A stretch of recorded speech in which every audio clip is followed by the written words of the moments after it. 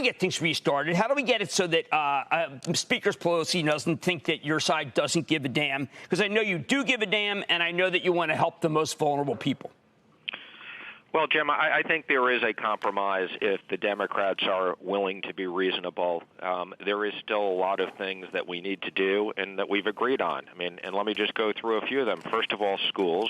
The president wants to make sure that there's enough money to open schools safely. That's something that's very important. I think you've heard me say.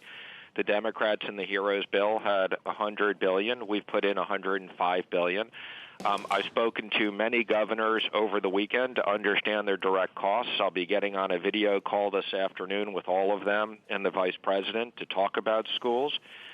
We've agreed on more money for PPP for businesses that are particularly hard hit, getting a second check.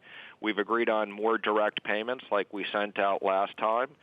The Democrats wanted money for food, so we compromised on that. We want money for vaccines, hospitals, rental assistance, and we've given them flexibility, and we've offered more money for state and local, but we're not going to give $1 trillion to state and local. That's just not a reasonable approach.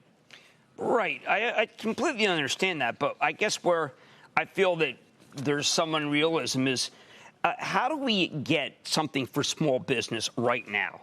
I know that you are actually the voice for small business in this country. Those are the ones that are directly in the crosshairs of COVID-19. It is certainly not their fault. You spoke from the very beginning about business interruption insurance. Why can't we make it retroactive for small business so we can get these places in shape, given the fact that you know that they have about half the revenues coming in and the costs are the same?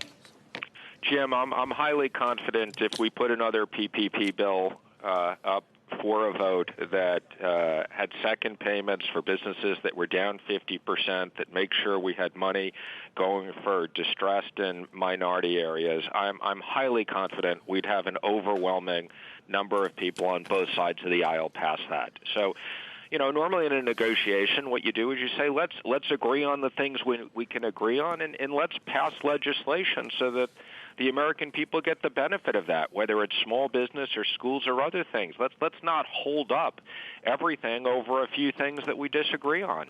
Geez, this sounds much more positive than the way I felt this weekend.